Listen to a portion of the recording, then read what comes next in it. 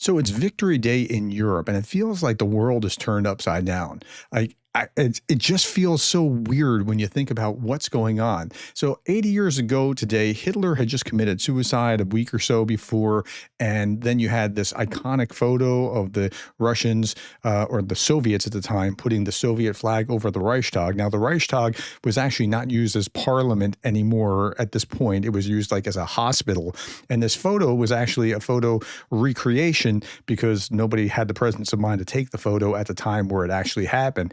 And more about the photo, these weren't even Russians. These were one from Kazakhstan, another from Dagestan, and another from Belarus, who were Soviets, not Russians, putting up the Soviet flag. And yet it's seen as this incredible Russian victory, or that's the way that Russians will talk about it. On this day, it was May 8th, 1945, Winston Churchill saying, "Advance Britannia, long live the cause of freedom, God save the king." And they were rightly victorious and taking a victory lap at this point because they had just fought fascism and they had won. Now, the Russians are going to be celebrating tomorrow, and that's because of a time zone change. They look at it as May 9th as opposed to May 8th when Victory Day happens, and they're going to have their big parade tomorrow. We'll see how that works out. Zelensky says this about the parade. Tomorrow, the organizers of the mass graves in Bucha will speak about the atrocities of the Nazis. Isn't that odd? It feels so upside down. And those who organized the blockade of Mariupol will speak about the blockade of Leningrad. There will be a parade of cynicism, a parade of bile and lies, as if not dozens of allied states, but Putin personally defeated Nazism, as if he raised the victory banner over the Reichstag in Berlin with his own hands. Yeah, I mean, he is taking that kind of credit almost to himself in some weird way.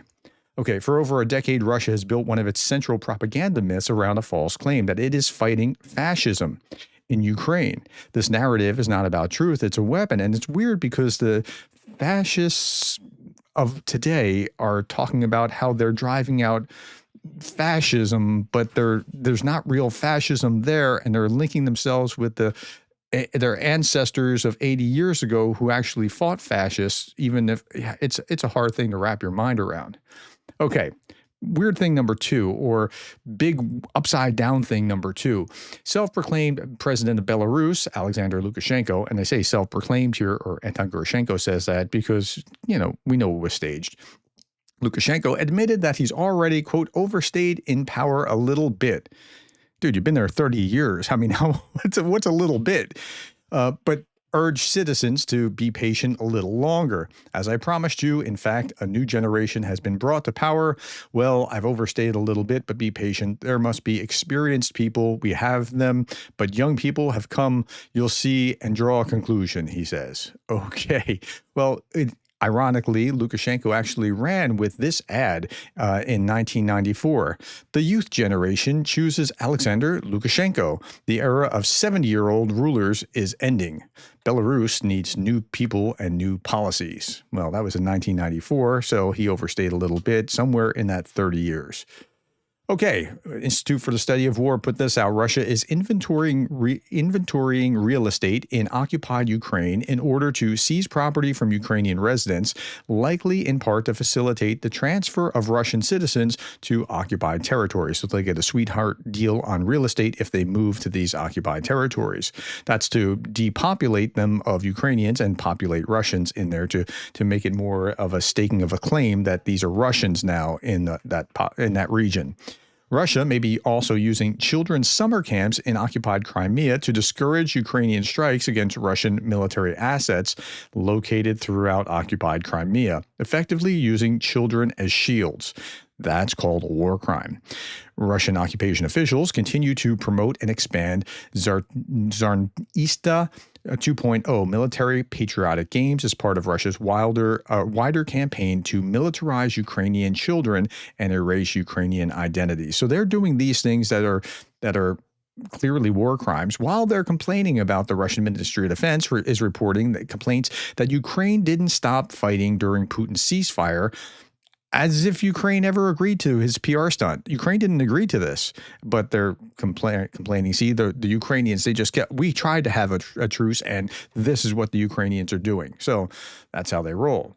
Okay, upside down thing number three. The Ukrainian parliament actually ratified the rare minerals agreement with the United States. Well, maybe this is a right side up thing. The upside down thing was the original agreement, which was so terrible. Like, how our government in the United States could actually send that agreement and try to get Zelensky to sign it is it's atrocious. President Trump commented, I'm going to begin by just adding that we just concluded the rare earth deal with Ukraine.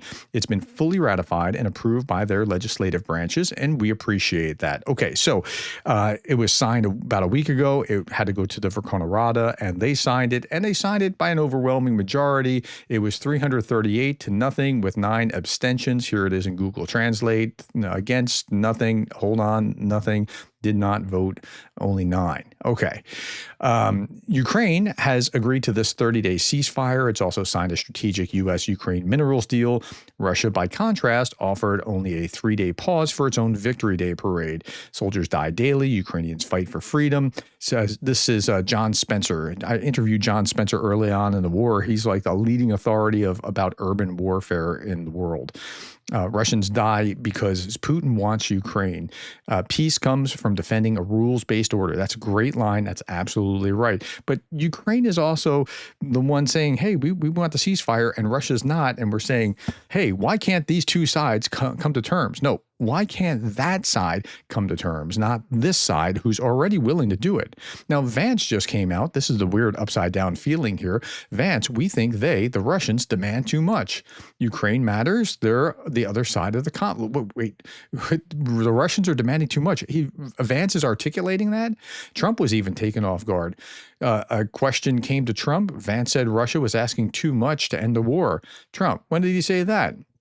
Questioner says earlier this morning, Trump, well, it's possible that's right. He may know some things. Okay, well, he may know some things. Jason J. Smart has explained this perfectly, I think. Putin's greatest weapon isn't firepower, it's false hope. The illusion that he wants peace is part of the war. Every time we say he wouldn't go that far, he already has. Every time we talk about off-ramps, he's paving new roads to invasion. So this is the playbook: confuse, delay, exhaust. Disinformation doesn't try to win the argument, it tries to wear you down. While you hesitate, Putin advances. He talks peace and he launches missiles. He blames the West and bombs civilians. He negotiates in headlines and conquers on the ground. Democracy doesn't die with a bang. It dies when we look away. So you can't look away. You need to be informed about what's going on. If you're not informed, or if you're not subscribed, please subscribe. I do these daily, or subscribe to other channels as well. You need to be informed about what's going on. And Putin thrives in that moment that we turn our heads. Putin will not stop unless we stop pretending that he might. It's important. Now, with that, even Denmark is now bracing for a possible armed conflict with Moscow. Or sorry, not Denmark. The Netherlands is doing this. Dutch intel chief warns Vice Admiral Peter Riesink, head of the Dutch military intelligence, told Politico that Russia's growing military buildup points to preparations for future war, and not just in Ukraine. In 2020, Russia's defense budget soared to $149 billion. It's up 38% from last year and double the level that it was in 2015. And so he goes on and says the Netherlands, like the rest of NATO, is in a phase of enhanced readiness. Well, they're a long way from here. The Netherlands is over here and Ukraine's over. It's a long, long distance, but missiles bring the world a whole lot closer. And so they need to be in a phase of enhanced readiness. Meanwhile, here's another thing that's kind of weird. China's on board with, Russia is on board with China's coming wars in Asia, and China is on board for Russia's constantly expanding wars in Europe, where China has been trying to say we're neutral.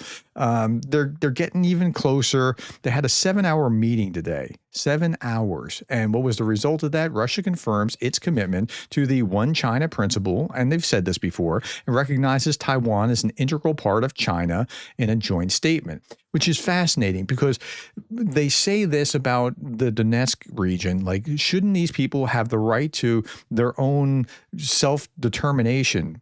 But it doesn't apply to Taiwan. Really interesting. Putin asked Xi to transfer Chinese production facilities to Russia. That's kind of interesting. In return, he promised to export more Russian food to China. So they're getting even closer and closer with each deal. Now, another big story, and this was odd and upside down because we're talking about the Americans and the British, and they already trade quite a bit. But this morning, I'm thrilled to announce that we have reached a breakthrough trade agreement or trade deal with the United Kingdom. According to Trump, under this deal, America will generate $6 billion in external revenue from 10% tariffs, unlock $5 billion in new export opportunities for the farmers, ranchers, and manufacturers, and strengthen the national security of both the U.S. and the U.K. by creating a trade zone for aluminum and steel and establishing a reliable pharmaceutical supply chain. Okay, but if you're making that $5 billion on 10% tariffs, what that means is that customers in the United States are going to pay 10% more for anything coming from Britain. I mean, that's the long and short of it. Yes, that money's going to go to the federal government, but customers are paying more. So it's not really a great deal, but he's taking a victory lap as if it is. Meanwhile, upside down thing, I don't even know what number we're on. Mobile internet will be disconnected tomorrow in the entire European part of Russia. Now, they're doing that to protect the parade so that Ukrainian drones can't ping off the internet within Russia in order to hit their targets. Okay, I understand that, but it'll be interesting to see what happens when such a huge space, it's half of Russia, or the European half of Russia at least, is just turned off from the internet. This decision was made by Roskomnadzor at the request of Security Council. The communication block will be in effect for 60% of the country's territory. This is an unprecedented case in the history of Russia, and we'll see how that all plays out. Breaking, next big story, and upside down story. The House has passed Marjorie Taylor Greene's bill to codify Trump's order renaming the Gulf of Mexico to the Gulf of America on the federal maps and documents. And okay, so yeah, so what? It's Gulf of America, Gulf of Mexico. It was an executive order, and it could be undone in the next executive order by the next president. But now it has to be undone by force of law by the House, Senate, and next president if they want to undo that. So, but why are we spending time on this? So I went to some AI and I looked at it. Okay, how many bills has U.S. Congress passed into law in Trump's second presidency? 7. That's very small. And like 3 or 4 of them were just undoing Biden-era regulations. And this number is notably low compared to previous administrations. I thought, okay, well, my next question was how many executive orders has Trump signed in his second term, and compare that to other presidents? 145 executive orders. In the second term, Donald Trump in 2025 had 143 here, averaging over 1 per day, and it's up to 145 now. He signed 20. So in his first day alone, he signed 26. Now, compare that to 99 from FDR in 1933 in the middle of the Depression, or Joe Biden with 37 in the same time period. Wait a minute. Republicans generally argue that writing all these executive orders, this is bad. Like, this isn't what you're supposed to be doing. You should be like, we complain about that. So shouldn't we be complaining about this? It's really hard to keep up. Okay. Next big thing, black smoke has once again risen from the Sistine Chapel. That means that the College of Cardinals voted for a second time, still had not elected a new pope. And then we see this white smoke, which means that they have actually selected a new pope. Okay, who's the new pope? Well, it's not Donald Trump. He put this out a week ago, but this almost makes the next big story about things feeling upside down even more eerie. For the first time, there's an American pope. Robert Francis Prevost is to be the first American pope, and he'll become Leo XIV. They take a new name, like Pope Francis. His name wasn't Francis. He takes on the name Francis. He's now Pope Leo. Pope Leo is also a vocal critic of Donald Trump and J.D. Vance, sharing posts criticizing their attacks on due process and immigrants. Do you not see the suffering? Is your conscience not disturbed? How can you stay quiet? He asks. Okay, so it'll be interesting to see how the relations with the Pope and the Catholic Church play out from here. All right, last thing where the world feels upside down. We created AI, and now it looks like the top AI model is now smarter than 85% of humans. Well, in certain ways, yes. In certain ways, no. By the end of 2026, it will be smarter than 99% of humans. And you think you'll still have a job, right? Aren't we just trying to bring back all this, like bringing all these jobs back? Yeah, you'll still have a job, but jobs will shift radically over time, and the world will feel like it's upside down. All right, I'll leave you with this, my friend. It's it's going to feel like the Terminator out there. Here's Darth Putin. Should I send one of my doubles to the Victory Day parade tomorrow? Let's say yes. And yeah, about 2/3 think you better send a double. I don't know that the parade will be hit.